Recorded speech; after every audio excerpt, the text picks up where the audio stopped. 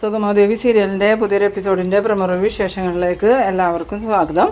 അങ്ങനെ നമ്മളുടെ ദേവികയ്ക്ക് വീണ്ടും ചീത്തപ്പേരുണ്ടാവുന്ന എപ്പിസോഡ് തന്നെയാണ് വരാൻ പോകുന്നത്. അതുപോലെ തന്നെ ഇസബല്ലയെ, ഗിരിയും അതുപോലെ രജനി എല്ലാവരും ഇനി ചേർത്ത് നിർത്തുന്ന എപ്പിസോഡാണ് കേട്ടോ. കാരണം വേറൊന്നുമല്ല, ദേവികയാണെങ്കിൽ ഗിരീഷിനെ ജാമ്യത്തിൽ ഇറക്കാനായിട്ട് സ്റ്റേഷനിൽ ചെല്ലുന്ന സമയത്ത് ആ ഒരു പോലീസുകാരും പറഞ്ഞതനുസരിച്ച് കെ നായരെ കാണാൻ ചെല്ലുന്നുണ്ടെങ്കിലും കെ നായരാണെങ്കിൽ കേസ് പിൻവലിക്കാനായിട്ട് തയ്യാറാവണില്ല. അതുമാത്രമല്ല, ദേവികയെ ഭീഷണിപ്പെടുത്തുകയും ചെയ്യുന്നുണ്ട്. ആ സമയത്ത് ദേവിക ചോദിക്കുന്നുണ്ട്, സാർ എന്താ ഇങ്ങനെയൊക്കെ സംസാരിക്കണേന്ന് ചോദിക്കുമ്പം ഞാൻ കോടുകൾ മുടക്കിയിട്ടാണ് അതിന് അനുമതി വാങ്ങിയത്, എന്നിട്ട് വീണ്ടും അതിനെതിരെ സമരം ചെയ്യാൻ വന്നാൽ ഞാൻ വെറുതെ ഇരിക്കുമൊന്നുമല്ല. MLA നോക്കിക്കോ, ഞാൻ MLAയും വെറുതെ വിടാൻ പോണില്ല, നല്ല രീതിയിൽ തന്നെ പൂട്ടു എന്നൊക്കെ പറഞ്ഞ് നല്ലോണം ഭീഷണിപ്പെടുത്തുന്നുണ്ട്. പിന്നീടാണെങ്കിൽ ദേവിക ചന്ദ്രമതിയോട് വിവരങ്ങൾ പറയുമ്പം ചന്ദ്രമതി പറയുന്നുണ്ട്, ദേവിക തന്നെയല്ലേ അതിന് അനുമതി കൊടുത്തത്, ഇത്രയും ദിവസം അനുമതിക്ക് വേണ്ടി ദേവികയുടെ പുറകെ നടന്നു, എന്നിട്ടിപ്പോൾ ദേവികയെ ഭീഷണിപ്പെടുത്തുവാണോ? എന്തായാലും ദേവികയുടെ കഴിവനുസരിച്ച് മുന്നോട്ട് പോ, ഗിരീഷിനെ ജാമ്യത്തിലിറക്കാൻ നോക്കുന്നൊക്കെ. അങ്ങനെ അവരാകെ വിഷമിച്ച് തിരിച്ചു വരുന്നുണ്ടെങ്കിലും സിദ്ധാർത്ഥനും ഈ പാർട്ടിക്കാരോടൊക്കെ പറയുന്നുണ്ട് ഗിരീഷിനെ ജാമ്യത്തിലിറക്കുകയാണെന്ന്. ആ സമയം പാർട്ടിക്കാരും പറയണത് അതൊരിക്കലും നടക്കില്ല, പാർട്ടിക്ക് വിരുദ്ധമായിട്ടാണ് ഇപ്പോൾ ഗിരീഷൻ സമരം ചെയ്തുകൊണ്ടിരിക്കുന്നത്. ദേവിക ഇനി ഈ പ്ലാന്റിന് അനുമതി കൊടുത്തത് തെറ്റായിപ്പോയിന്ന് സിദ്ധാർത്ഥന് തോന്നുന്നുണ്ടെങ്കിൽ ദേവികയോട് രാജിവെക്കാൻ പറയണം, അല്ലാതെ പാർട്ടി വിരുദ്ധ പ്രവർത്തനമൊന്നും നടത്താൻ ഒക്കില്ല. ഇങ്ങനെ എല്ലാവരും ഭയങ്കര പ്രതിസന്ധി തന്നെ നിൽക്കുകയാണ്. കാരണം ഗിരീഷിന് സിദ്ധാർത്ഥം വിചാരിച്ചിട്ടും ദേവിക വിചാരിച്ചിട്ടും ജാമ്യം കിട്ടാത്തതുകൊണ്ട് തന്നെ രജനിക്കും ഭയങ്കര ദേഷ്യമാവുന്നുണ്ട്. രജനി പറയുന്നുണ്ട്, എന്തായാലും അവൾ ഒറ്റ ഒരുത്തിയായി ഈ പ്രശ്നങ്ങൾക്കൊക്കെ കാരണം അവളോട് ആ പ്ലാന്റിന് അനുമതി കൊടുക്കരുതെന്ന് ഗിരി പറഞ്ഞിരുന്നതാണ്, അവൾ കൊടുത്തതുകൊണ്ടല്ലേ ഈ പ്രശ്നങ്ങളൊക്കെ ഉണ്ടായ, ഇനി ഗിരിയെ ജയിലിൽ തന്നെ കെടുത്തുള്ളൂ എന്നൊക്കെ പറഞ്ഞിങ്ങനെ എണ്ണി പറക്കുന്ന സമയത്ത് ഈ ഗിരിയുടെ അമ്മ പറയുന്നുണ്ട്, നീ ഒന്ന് സമാധാനപ്പെട്, എന്തെങ്കിലും വഴി ഉണ്ടാവും. ആ സമയത്ത് രജനി ചോദിക്കുന്നുണ്ട്, എന്ത് വഴി അമ്മേനെ ഉണ്ടാവണേ? ദേവിക നോക്കിയിട്ടും അച്ഛൻ നോക്കിയിട്ടും ഗിരിക്ക് ജാമ്യം കിട്ടിയില്ല, നേരത്തെ അച്ഛൻ MLA ആയിരുന്ന സമയത്തായിരുന്നെങ്കിൽ ഇങ്ങനെയൊന്നും സംഭവിക്കില്ലായിരുന്നു എന്ന്. പിന്നീട് കാണിക്കുന്നത് നമ്മളുടെ ഋഷീനെയാണ്. ഋഷിയാണെങ്കിൽ ഈ അരുന്ധതി പറഞ്ഞ് വിവരങ്ങൾ അറിയുന്നുണ്ട്, ഗിരീഷിനെ പോലീസ് അറസ്റ്റ് ചെയ്ത കാര്യമൊക്കെ. ആ സമയത്ത് ഋഷി വേഗം തന്നെ ഫോണെടുത്ത് ഇസബല്ലയ്ക്ക് വിളിക്കുന്നുണ്ട്. ഇസബല്ല ഫോൺ എടുത്തതും എന്താ ഋഷി എന്ന് ചോദിക്കുമ്പം ചന്ദ്രോത്തുകാരുമായിട്ട് കൂടുതൽ അടുക്കാൻ പറ്റിയൊരു അവസരം വന്നിട്ടുണ്ട്, എന്തായാലും നീ ഇത് വേണ്ട രീതിയിൽ പ്രയോജനപ്പെടുത്തണം. എന്താ ഋഷി പ്രശ്നം എന്ന് ചോദിക്കുമ്പോൾ ആ ഗിരീഷ് മാഷില്ലേ, അയാളെ പോലീസ് അറസ്റ്റ് ചെയ്തിട്ടുണ്ട്. അതെന്തിനാന്ന് ചോദിക്കുന്ന സമയത്ത് അത് വേറൊന്നിനുമല്ല, ആ പ്ലാന്റിനെതിരെ സമരം ചെയ്യാൻ പോയി. ഇപ്പം കെ നായർ ഗിരീഷിനെതിരെ കേസ് കൊടുത്തിട്ട് അറസ്റ്റ് ചെയ്തിരിക്കുന്നതാണ്. എന്തായാലും ലോക്കപ്പിലിട്ട് പോലീസ് നല്ലോണം തന്നെ പെരുമാറിയെന്നാണ് പറഞ്ഞ്. ഇനി ദേവിക വിചാരിച്ചാലും സിദ്ധാർത്ഥം വിചാരിച്ചാലും ഒന്നും ജാമ്യം കിട്ടൂല, നീ മാത്രം വിചാരിക്കണം ജാമ്യം കിട്ടണമെങ്കിൽ. അതുകൊണ്ട് നീ എത്രയും പെട്ടെന്ന് ആ ഗിരീഷിനെ ജാമ്യത്തിലിറക്കി വിടണം. അങ്ങനെ ചെയ്തിട്ടുണ്ടെങ്കിൽ ഗിരീഷിനും രജനിക്കും എല്ലാവർക്കും നിന്നോടായിരിക്കും താല്പര്യം, ദേവികയെ എല്ലാവരും വെറുക്കും, അതോടുകൂടി നന്ദൻ്റെ ജീവിതത്തിലേക്ക് നിനക്ക് കടന്നു ചെല്ലാൻ പറ്റുമെന്ന്. അതോടുകൂടി ഇസബല്ലയ്ക്കാണെങ്കിൽ ആകെ സന്തോഷമാവുന്നുണ്ട്. അങ്ങനെ ഇസബല്ലയാണെങ്കിൽ കെവിനെ വിളിച്ച് ഈ വിവരങ്ങൾ പറയുന്നുണ്ട്. ഇത് കേട്ടതും കെവിൻ പറയുന്നുണ്ട്, ഋഷി പറഞ്ഞത് നല്ലൊരു കാര്യമാണ്, എന്തായാലും നീ ആ രീതിയിലൊന്ന് മുന്നോട്ട് പോ, അതിന് എനിക്ക് നന്ദനോട് നേരിട്ട് എന്ന് പറയാൻ പറ്റില്ലല്ലോ എന്ന് പറയുമ്പോൾ കെവിൻ പറയുന്നുണ്ട്, അതൊക്കെ ഞാൻ ഏറ്റവും നന്ദനെ നിൻ്റെ അടുത്തേക്ക് ഞാൻ പറഞ്ഞു വിട്ടാൽ പോരെ, അല്ലെങ്കിൽ നന്ദനെ കൊണ്ട് ഞാൻ നിന്നെ വിളിപ്പിക്കാം, എന്തായാലും നന്ദനായിട്ട് ചോദിച്ചു വരും പോലെ ആകുമ്പോൾ വേറെ പ്രശ്നങ്ങളൊന്നും ഉണ്ടാവില്ല. ഇതേ സമയം നമ്മളുടെ പ്രഭാവതി ആണെങ്കിൽ ആകെ ധർമ്മസങ്കടത്തിലാണ്.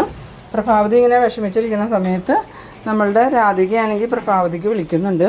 പ്രഭാവതി ഫോൺ എടുത്തതും എന്താ രാധികയെന്ന് ചോദിക്കുമ്പം അത് പ്രഭാവതി ഗിരീഷിന് ജാമ്യം കിട്ടിയോന്ന് ചോദിക്കുന്നു. ആ സമയത്ത് പ്രഭാവതി പറയുന്നുണ്ട്, ഇല്ല രാധിക, ദേവിക രാവിലെ പോയിട്ടുണ്ടായിരുന്നു, അവർ ജാമ്യം കൊടുത്തില്ല, അയാൾ കേസ് പിൻവലിച്ചാലേ ജാമ്യം കൊടുക്കുള്ളൂ എന്ന് പറഞ്ഞു, എന്നിട്ട് ദേവിക അയാളെ കാണാൻ പോയില്ലേ എന്ന് ചോദിക്കുമ്പോൾ അയാളെ പോയി കണ്ടിട്ടൊന്നും ഒരു പ്രയോജനം ഉണ്ടായില്ല, അയാൾ കേസ് പിൻവലിക്കില്ല എന്ന് തന്നെയാണ് പറയണേന്ന്. ആ സമയത്ത് രാധിക പറയുന്നുണ്ട്, ഇതിൻ്റെ എല്ലാം ഉത്തരവാദി ദേവിക തന്നെയാണ്, അവളോട് ആ പ്ലാന്റിന് അനുമതി കൊടുക്കരുതെന്ന് എല്ലാവരും പറഞ്ഞിരുന്നല്ലേ, എന്നിട്ടും അവൾ എന്തിനു വേണ്ടിയിട്ട് ആ പ്ലാന്റിന് അനുമതി കൊടുത്തത്, അങ്ങനെ കൊടുത്തതുകൊണ്ടല്ലേ ഇപ്പോൾ സമരവും പ്രശ്നങ്ങളൊക്കെ ആയി ഗിരീഷൻ പോലീസ് സ്റ്റേഷനിലായിരുന്നു. ആ സമയത്ത് പ്രഭാവതിക്കാണെങ്കിൽ എന്ത് പറയണമെന്ന് അറിയില്ല. കാരണം പ്രഭാവതിക്ക് അറിയാലോ, പ്രഭാവതി നന്ദനെ നിർബന്ധിച്ചതുകൊണ്ടാണ് ദേവിക ആ പ്ലാന്റിന് അനുമതി കൊടുത്തതെന്ന്. ദേവിക എന്നിട്ടും അനുമതി കൊടുക്കാതെ നിന്നപ്പം നന്ദനാണെങ്കിൽ ദേവികയെ ഭീഷണിപ്പെടുത്തുമായിരുന്നല്ലോ, അതുപോലെ തന്നെ പ്രഭാവതി ഭീഷണിയുടെ സ്വരത്തിൽ സംസാരിച്ചതിന് ശേഷമാണ് ദേവിക അനുമതി കൊടുത്തതെന്നുള്ള കാര്യമൊക്കെ ഇങ്ങനെ ഓർത്തിട്ട് പ്രഭാവതിക്കാണെങ്കിൽ ആകെ ടെൻഷനാവുന്നുണ്ട്. ആ സമയത്ത് രാധിക പറയുന്നുണ്ട്, എന്തായാലും ഈ പ്ലാന്റിന് അനുമതി കൊടുക്കാൻ വേണ്ടി ദേവികയെ നിർബന്ധിച്ചത് ആരാണെന്ന് ആദ്യം തന്നെ കണ്ടെത്തണം, എന്നിട്ട് വേണം അവർക്കെതിരെ നടപടി എടുക്കാമെന്ന് പറയുമ്പം പ്രഭാവതിയാണെങ്കിൽ ആകെ ഞെട്ടിപ്പോകുന്നുണ്ട്. എന്നാലും ഈ രാധയ്ക്ക് സംശയം തോന്നിയെങ്കിലോ എന്ന് കരുതി പ്രഭാവതി പറയുന്നുണ്ട്, ഇനിയിപ്പോൾ അതിനെക്കുറിച്ച് പറഞ്ഞിട്ട് കാര്യമില്ലല്ലോ, എന്തായാലും അത് കഴിഞ്ഞു പോയില്ലേ, ഗിരീഷിനെ എങ്ങനെയെങ്കിലും ജാമ്യത്തിൽ ഇറക്കണമെന്ന്. പിന്നീട് ദേവിക തിരിച്ചു വരുന്ന വഴിക്ക് സിദ്ധാർത്ഥനോട് പറയുന്നുണ്ട്, അച്ഛൻ ഗിരീഷേട്ടനെ ജാമ്യത്തിൽ ഇറക്കാൻ പോയില്ലേ എന്ന് ചോദിക്കുമ്പം, ഞാൻ എങ്ങനെ ജാമ്യത്തിൽ ഇറക്കാനാ, അവനക്കെതിരെ കെട്ടിച്ചമച്ച കേസാണെന്ന് അറിയാമെങ്കിലും എല്ലാവരും ആ കേസ് കൊടുത്ത കെ നായർക്ക് ഒപ്പാൻ നിൽക്കണേ, അതെങ്ങനെയാണ് MLA അനുവാദത്തോടു കൂടിയാണല്ലോ അയാൾ പ്ലാന്റ് ആരംഭിച്ചത്, അപ്പോൾ പിന്നെ ഞാൻ ആരെ കുറ്റം പറയാനാണ്. ആ സമയത്ത് ദേവിക പറയുന്നുണ്ട്, അച്ഛൻ എന്നോട് ക്ഷമിക്കണം, ഇങ്ങനെയൊന്നും സംഭവിക്കുമെന്ന് കരുതിയല്ല, ഞാൻ ഒരിക്കലും ആ പ്ലാന്റിന് അനുമതി കൊടുക്കില്ല എന്ന് തന്നെ തീരുമാനിച്ചിരുന്നതാണ്, പിന്നെ ഒരു പ്രത്യേക സാഹചര്യത്തിൽ എനിക്ക് കൊടുക്കേണ്ട വന്നതാണ്. ഞാൻ പലരെയും കണ്ട് സംസാരിച്ചു, പക്ഷെ ആരും ഗിരീഷിനെ ജാമ്യത്തിലിറക്കാൻ തയ്യാറല്ല, ഇനി നീ തന്നെ വിചാരിച്ചാലേ കാര്യങ്ങൾ നടക്കുള്ളൂ എന്ന് പറയുമ്പം ദേവിക പറയുന്നുണ്ട്, ഞാൻ ചെന്നിട്ടും ഒരു കാര്യമില്ല അച്ഛാ, ഞാൻ പറഞ്ഞിട്ടൊന്നും അവരനുസരിക്കണില്ല, കെ നായർ കേസ് പിൻവലിക്കാതെ ഒരു രക്ഷയില്ല എന്ന്. പിന്നീട് കാണിക്കുന്നത് നമ്മളുടെ നന്ദനെയാണ്. നന്ദനെ വിളിച്ച് ദേവിക കാര്യങ്ങൾ പറയുന്നുണ്ട്. ആ സമയത്ത് നന്ദൻ ചോദിക്കുന്നുണ്ട്, ഗിരീഷേട്ടനെ ജാമ്യത്തിലിറക്കാൻ അപ്പം ദേവി പോയില്ലേ എന്ന് ചോദിക്കുമ്പോൾ, ഞാൻ ചെന്നു നന്ദു, ഞാൻ ചെന്നിട്ടൊന്നും ഒരു കാര്യമില്ല, അതുപോലെ തന്നെ ആ കെ നായരോട് കേസ് പിൻവലിപ്പിക്കാൻ പറഞ്ഞു, അയാളും കേൾക്കണില്ല, എന്തായാലും നന്ദു അമ്മയും പറഞ്ഞിട്ടല്ലേ ഞാൻ ആ പ്ലാന്റിന് അനുമതി കൊടുത്തത്, അതുകൊണ്ട് നന്ദൻ തന്നെ ഇതിനൊരു തീരുമാനം ഉണ്ടാക്കണം, എത്രയും പെട്ടെന്ന് ഗിരീഷേട്ടനെ ജാമ്യത്തിലിറക്കാനുള്ള ഏർപ്പാട് ചെയ്യണം. നിങ്ങൾ അമ്മയും മോനും എന്തിനു വേണ്ടിയിട്ടായിരുന്നു എന്നെ അന്ന് നിർബന്ധിച്ച് പ്ലാന്റിന് അനുമതി കൊടുപ്പിച്ചത്, നിങ്ങൾക്ക് എന്തെങ്കിലും പൈസ കിട്ടിയിട്ടാണോ എന്ന് ചോദിക്കുമ്പം ഈ നന്ദൻ ചോദിക്കുന്നുണ്ട്, എന്താ ദേവി നീ അങ്ങനെ ചോദിക്കണേന്ന് ചോദിക്കുമ്പോൾ, അല്ല നിങ്ങളല്ലേ അനുമതി കൊടുപ്പിച്ചത്, അപ്പം നിങ്ങൾ പറഞ്ഞാൽ കെ നായർ കേൾക്കൂലേന്ന്. അത് കേട്ടതും നന്ദനാണെങ്കിൽ ഇങ്ങനെ എന്ത് പറയണമെന്ന് അറിയാതെ നിൽക്കുന്നുണ്ട്. പിന്നീട് നന്ദൻ വേഗം തന്നെ കെവിനെ വിളിക്കുന്നുണ്ട്, എടാ കെവിനെ നീ ഇപ്പോൾ എവിടെയാണെന്ന് ചോദിക്കുമ്പം, ഞാനിവിടെ ഉണ്ട്, നിനക്ക് എന്താ എന്തെങ്കിലും അത്യാവശ്യം ഉണ്ടോ എന്ന് ചോദിക്കുമ്പോൾ, എനിക്ക് നിന്നെ അത്യാവശ്യമായിട്ടൊന്ന് കാണണമെന്ന് പറയണു, എന്നാൽ നീ അവിടെ തന്നെ നിൽക്ക്, ഞാനിപ്പോൾ തന്നെ വരാമെന്നും പറഞ്ഞ് കെവിൻ ഫോൺ കട്ട് ചെയ്തിട്ട് അപ്പോൾ തന്നെ നന്ദൻ്റെ അടുത്തേക്ക് വരുന്നുണ്ട്. കെവിനെ കണ്ടതും നന്ദൻ ഓടിച്ച് വന്നിട്ട്, എടാ കെവിനെ ആകെ പ്രശ്നമായി, എന്ത് പ്രശ്നമാണ്, ഗിരീഷേട്ടനെ പോലീസ് അറസ്റ്റ് ചെയ്തു എന്ന് പറഞ്ഞു. ആ സമയത്ത് കെവിൻ ചോദിക്കുന്നുണ്ട്, ഗിരീഷേട്ടനെ എന്തിനാണ് പോലീസ് അറസ്റ്റ് ചെയ്തതെന്ന്. ഒന്നും അറിയാത്ത രീതിയിൽ തന്നെയാണ് കെവിൻ്റെ പെരുമാറ്റമൊക്കെ. അപ്പോൾ നന്ദൻ പറയുന്നുണ്ട്, ആ പ്ലാന്റിനെതിരെ സമരം ചെയ്തതിന് ആ കെ നായർ ഗിരീഷേട്ടനെതിരെ കള്ളക്കേസ് കൊടുത്തു, പോലീസാണെങ്കിൽ ആ കള്ളക്കേസ് വിശ്വസിച്ച് ഗിരീഷേട്ടനെ സ്റ്റേഷനിൽ ലോക്കപ്പിലാക്കിയേക്കാം, എന്തായാലും ഗിരീഷേട്ടനെ ജാമ്യത്തിൽ ഇറക്കണം. ആ സമയം കെവിൻ കിട്ടിയ അവസരം പാഴാക്കണ്ടെന്ന് കരുതി ഈ ഇസബല്ലയുടെ കാര്യം പറയുന്നുണ്ട്. ദേവികയും സിദ്ധാർത്ഥൻ സാറും വിചാരിച്ചിട്ട് ജാമ്യം കിട്ടിയില്ലെങ്കിൽ ഇനി ഒരാൾ വിചാരിച്ചാലേ ഗിരീഷേട്ടന് ജാമ്യം കിട്ടുള്ളൂ, അത് വേറെ ആരുമല്ല ഇസബല്ലയാണ്. ആ സമയം നന്ദൻ ചോദിക്കുന്നുണ്ട്, അതെങ്ങനെയാണ് ബെല്ല വിചാരിച്ചാൽ ജാമ്യം കിട്ടുന്നത്, MLA വിചാരിച്ചിട്ട് കിട്ടാത്ത ജാമ്യം ബെല്ല വിചാരിച്ചാൽ കിട്ടുമെന്ന് ചോദിക്കുമ്പോൾ, അതല്ലേ ബെല്ലയുടെ കഴിവ്, വേറെ ആര് വിചാരിച്ചിട്ട് കിട്ടിയില്ലെങ്കിലും ബെല്ല വിചാരിച്ചാൽ എന്തായാലും ജാമ്യം കിട്ടും, അതുകൊണ്ട് നീ ഈ വിവരം ബെല്ലയെ വിളിച്ച് പറയാമെന്ന്. അങ്ങനെ നന്ദനാണ് ഈ ഫോണെടുത്ത് ഇസബല്ലയ്ക്ക് വിളിക്കുന്നുണ്ട്. ഇസബല്ല അപ്പോൾ നന്ദൻ്റെ കോള് പ്രതീക്ഷിച്ച് തന്നെ ഇരിക്കുമായിരുന്നു. എന്തായാലും തേടിയ വള്ളി കാലിൽ ചുറ്റിയെന്നും പറഞ്ഞ് ഇസബല്ല ഫോൺ എടുത്തിട്ട് എന്താ നന്ദാന്ന് ചോദിക്കുമ്പോൾ, ബെല്ല എനിക്കൊരു ആവശ്യം ഉണ്ടായിരുന്നു, ഗിരീഷേട്ടനെ പോലീസ് അറസ്റ്റ് ചെയ്തു, ബെല്ല ഇടപെട്ട് ഗിരീഷേട്ടന് ജാമ്യം വാങ്ങിക്കൊടുക്കണം, ആ കെ നായരോട് കേസ് പിൻവലിക്കാൻ പറയണം. ആ സമയത്ത് ബെല്ല പറയുന്നുണ്ട്, അത്രയാണുള്ളൂ, ഞാനിപ്പോൾ തന്നെ അത് റെഡിയാക്കാം, നീ ഒന്ന് സമാധാനമായിട്ടിരിക്കുന്നു. അന്നേരം നന്ദൻ പറയുന്നുണ്ട്, ഞാൻ കാരണമാണല്ലോ ഈ പ്രശ്നങ്ങളൊക്കെ എന്ന് ഓർത്തിട്ട് എനിക്കൊരു സമാധാനമില്ല, എന്തായാലും ഗിരീഷേട്ടനെ ജാമ്യത്തിലിറക്കാനുള്ള ഏർപ്പാട് നീ ചെയ്യണം എന്ന് പറയുമ്പം ഇസബല്ല പറയുന്നുണ്ട്, ഞാനിപ്പോൾ തന്നെ സ്റ്റേഷനിലേക്ക് പോകാം, സ്റ്റേഷനിൽ ചെന്ന് ഞാൻ നേരിട്ട് ഗിരീഷേട്ടനെ ജാമ്യത്തിലിറക്കി കൊണ്ടുവരാമെന്ന്.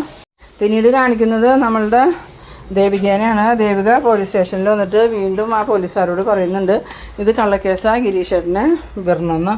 ആ സമയം അവർ പറയുന്നുണ്ട്, കേസ് തന്നയാൾ പിൻവലിക്കാതെ ഞങ്ങൾക്ക് ഗിരീഷിനെ വിടാനൊന്നും പറ്റില്ല, എന്തായാലും ഇവരിതുവരെ കുറ്റം സമ്മതിച്ചിട്ടില്ല, കുറ്റം സമ്മതിപ്പിക്കാണ്ട് ഞങ്ങൾ ഇവരെ കോടതിയിൽ ഹാജരാക്കൂല എന്ന് പറഞ്ഞു. ആ സമയത്താണ് ഇസബല്ല അങ്ങോട്ട് വന്നത്. ഇസബല്ലയെ കണ്ടതും ആ പോലീസുകാരൻ, ഇത് ഇസബല്ലയാണല്ലോ, എന്താ ഇസബല്ല എന്ന് ചോദിച്ചു വരുമ്പോൾ, ഞാനിവിടെ ഒരു ഗിരീഷിനെ കസ്റ്റഡിയിൽ എടുത്തിട്ടുണ്ടെന്ന് അറിഞ്ഞ് വന്നതാണ്, ഗിരീഷേട്ടനെ എത്രയും പെട്ടെന്ന് ജാമ്യത്തിൽ വിടണം. ആ സമയം പോലീസ് പറയുന്നുണ്ട്, ഇത് കേസ് തന്നയാൾ പിൻവലിക്കാതെ ജാമ്യത്തിൽ വിടാൻ പറ്റില്ല എന്ന് പറയുമ്പം, അതിന് അയാൾ എപ്പോഴേ കേസ് പിൻവലിച്ചു, നിങ്ങളുടെ മെയിൽ വന്ന് കിടക്കുന്നുണ്ട് നോക്കുന്നു പറയണം. അങ്ങനെ ആ പോലീസുകാരൻ നോക്കുമ്പോൾ കെ നായർ കേസ് പിൻവലിച്ചതായിട്ടുള്ള ഒരു മെയിൽ വന്ന് കിടക്കുന്നുണ്ട്. എന്നിട്ട് അയാൾ പറയുന്നുണ്ട്, എന്തായാലും കെ നായർ കേസ് പിൻവലിച്ചതുകൊണ്ട് നിങ്ങളെ ജാമ്യത്തിൽ വിടുന്നതിന് എനിക്കൊരു പ്രശ്നമില്ല, നിങ്ങൾ ഇവരുടെ കൂടെ പോയിക്കുമെന്ന് പറയണം. ആ സമയം ഗിരീഷിനാണെങ്കിൽ ലോക്കപ്പിൽ നിന്ന് ഇറങ്ങിയിട്ട് ഈ ദേവികയോട് പറയുന്നുണ്ട്, ഒരു MLA ആയിട്ട് കൂടി ദേവിക വിചാരിച്ചിട്ട് എനിക്ക് ജാമ്യം വാങ്ങാൻ പറ്റിയില്ല. പക്ഷേ അതിനും നന്ദൻ്റെ ഫ്രണ്ട് വേണ്ടി വന്നു. അങ്ങനെ അവർ വെളിയിലേക്ക് ഇറങ്ങി വരുന്ന സമയത്ത് അവിടെ നന്ദനും നിൽക്കുന്നുണ്ട്. ഈ സമയം ദേവികയാണെങ്കിൽ ആകെ ഇങ്ങനെ വിഷമിച്ച് നിൽക്കാനുണ്ടോ, കാരണം എല്ലായിടത്തും ദേവിക തഴയപ്പെടുവാന്ന് ദേവികയ്ക്ക് തന്നെ മനസ്സിലാവുന്നുണ്ട്. അങ്ങനെ ഇസബല്ലയാണെങ്കിൽ ഇസബല്ലയുടെ പാപ്പൻ്റെ അടുത്തേക്ക് നന്ദനെയും കെവിനെയും ഗിരീഷിനെയൊക്കെ വിളിച്ചുകൊണ്ട് പോകുന്നുണ്ട്. ആ സമയം ഈ പാപ്പൻ നന്ദനോടും കെവിനോടും ഗിരീഷിനോടൊക്കെ ആയിട്ട് പറയുന്നുണ്ട്, ബെല്ല നിങ്ങൾക്കൊക്കെ വേണ്ടി ഒരുപാട് കഷ്ടപ്പെടുന്നുണ്ട്. അതിന് നിങ്ങൾ ബെല്ലയെ തിരിച്ച് സഹായിക്കണം. ആ നന്ദി എപ്പോഴും ബെല്ലയോട് കാണിക്കണം. ബെല്ലയെ ഒരിക്കലും നിങ്ങൾ തള്ളിക്കളയരുതെന്ന്. അത് കേട്ടതും നന്ദനും കെവിനും ഇങ്ങനെ പരസ്പരം നോക്കുന്നുണ്ട്. കെവിന് കാര്യങ്ങളൊക്കെ മനസ്സിലാവുന്നുണ്ട്. പക്ഷെ നന്ദനാണെങ്കിൽ ഇയാൾ പറഞ്ഞത് എന്തർത്ഥത്തിലാണെന്നൊന്നും മനസ്സിലാവണില്ല. പക്ഷേ ദേവികയ്ക്ക് എല്ലാ കാര്യങ്ങളും വ്യക്തമാവുന്നുണ്ട്.